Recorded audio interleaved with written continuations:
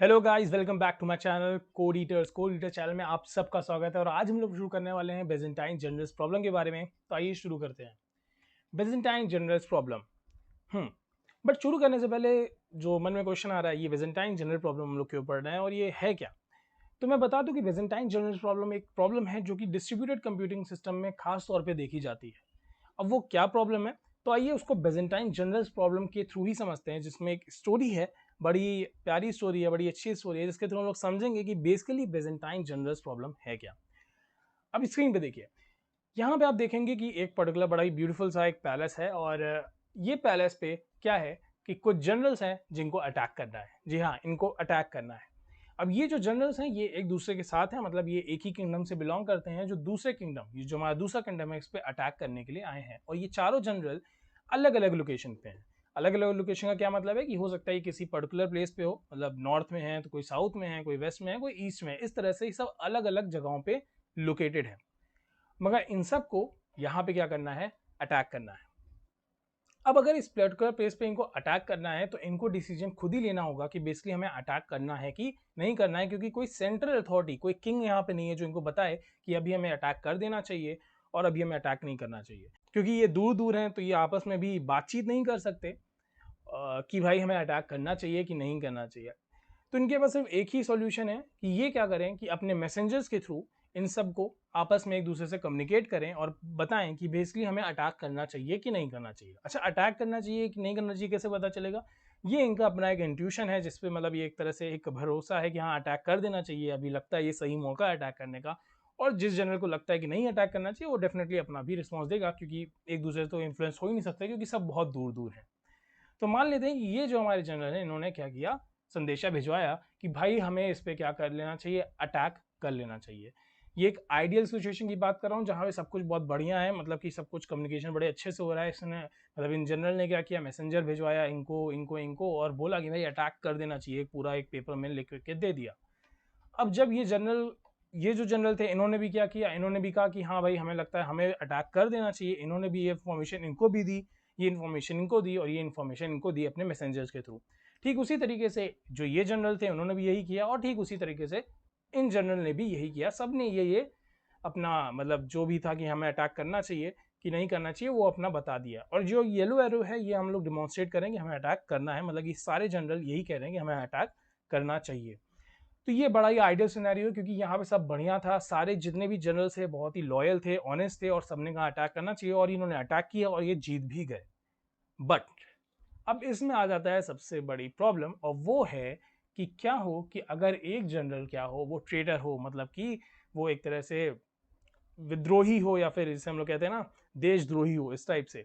तो क्या हो कि अगर वो अपने किंगडम को धोखा दे रहा हो, एक ट्रेटर हो। अब इस पर्टिकुलर प्लेस में क्या होगा, अब इस पर्टिकुलर केस में क्या होगा, इस पर्टिकुलर केस में ये होगा कि भाई ये तीनों तो क्योंकि ऑनेस्ट है, इनको लगा कि अटैक करना चाहिए तो इन्होंने इन्फॉर्मेशन दे दी कि भाई अटैक कर देना चाहिए। बट ये भाई साहब इन्होंने देखिए इन्होंने क्या इन्फॉर्मेशन भेजी कि अटैक नहीं करना चाहिए। मैं ग्रीन से ये डिमॉन्स्ट्रेट कर रहा हूँ कि अटैक नहीं करना चाहिए, और ये इन्फॉर्मेशन इन्होंने देखी, ये यहाँ से ये गया मैसेज, इन्होंने कहा भाई अटैक नहीं करना चाहिए, अटैक नहीं करना चाहिए, अटैक नहीं करना चाहिए। और इन्होंने ये इन्फॉर्मेशन क्यों दी, क्योंकि ये थे ट्रेटर। अब इसी तरह की प्रॉब्लम हमारे डिस्ट्रीब्यूटेड कंप्यूटिंग सिस्टम में भी होती है, जहां पे थाउजेंड्स और लैक्स ऑफ नोड्स नोड्स मतलब सिस्टम्स एक दूसरे से नेटवर्क के थ्रू कनेक्टेड होते हैं आपस में, जहां पे कोई सेंट्रल अथॉरिटी नहीं होता उनको बताने के लिए कि भाई जो आप इंफॉर्मेशन एक दूसरे से शेयर कर रहे हो वो कितनी वैलिड है, कितनी ट्रुथफुल है। तो हो सकता है कि मान लेते हैं ये हमारा एक नोड है जो ये इनसे इंफॉर्मेशन शेयर कर रहा है, और हो सकता है कि ये कोई अटैकर हो, कोई हैकर हो जो इनको कुछ रॉन्ग इन्फॉर्मेशन दे दे और इनको गलत मतलब एक तरह से गलत इन्फॉर्मेशन देके इनको एक तरह से करप्ट कर दे, इनका कोई पूरा डेटा करप्ट कर दे, इनकी प्राइवेसी या कुछ भी किसी तरह से हैक या कुछ भी कर सकता है इनके साथ, क्योंकि भाई ये एक हैकर है तो ये कर सकता है। और कोई भी सेंट्रल अथॉरिटी नहीं है तो कोई ये गवर्न नहीं कर सकता कि भाई तुम हैकर हो इससे डेटा मत लो, क्योंकि इनको आपस में ही क्या करना है, ये सारी चीज़ें करनी है, क्योंकि ये एक डिस्ट्रीब्यूटेड सिस्टम है। तो डिस्ट्रीब्यूटेड सिस्टम में ये प्रॉब्लम बहुत आती थी, और इस प्रॉब्लम का सॉल्यूशन दिया 19 में मैग्यूल कैस्ट्रो ने। तो मैग्यूल कैस्ट्रो ने इसका सॉल्यूशन क्या दिया, इन्होंने बड़ा ही सिंपल सा सॉल्यूशन दिया जो मैंने यहाँ पे हाईलाइट किया है। इन्होंने बेजेंटाइन फॉल्ट टॉलरेंस का एक प्रैक्टिकल इंप्लीमेंटेशन दिया। तो ये बेजेंटाइन फॉल्ट टॉलरेंस क्या है, आइए देखते हैं। तो इनका जो सबसे इंपॉर्टेंट चीज़ है उन्होंने जो बताई वो ये थी कि the recovery mechanism allows the algorithm to tolerate any number of faults over the lifetime of the system provided fewer than 1/3 of the replicas become faulty within a small window of vulnerability.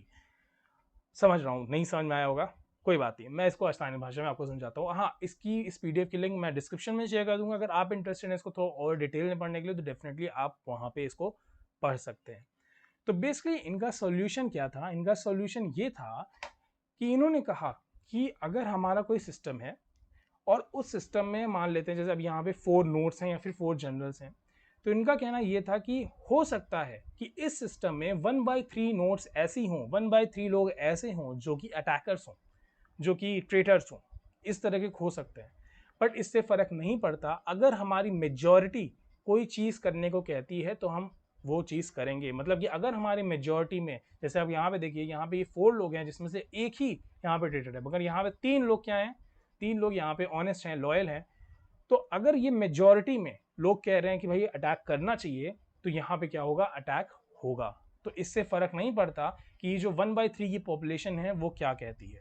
1/3 कहाँ से आ रहा है? इसका 1/3 का बस इतना ही मतलब है कि अगर 2/3 लोग मेजॉरिटी में हैं और वो कोई चीज़ कह रहे हैं, मान लें वो अटैक करने को कह रहे हैं तो अटैक करो, अगर वो कह रहे हैं रिट्रीट करो, मतलब वहाँ से जाओ, नहीं अटैक करना है, तो वो बात मानो। मतलब मेजॉरिटी की हमें बात सुननी है, तो इट डजेंट मैटर कि ये 1/3 की पॉपुलेशन क्या कह रही है। अब इस पर्टिकुलर केस में भी देखिए तो 3/4 ऑफ पॉपुलेशन जो कि 1 2 3 और इस 4 में से 3 लोग 3/4 ऑफ द पॉपुलेशन जो कि 75% ऑफ द पॉपुलेशन कह रही है कि भाई अटैक करना चाहिए, तो बिल्कुल यहाँ पे अटैक होगा।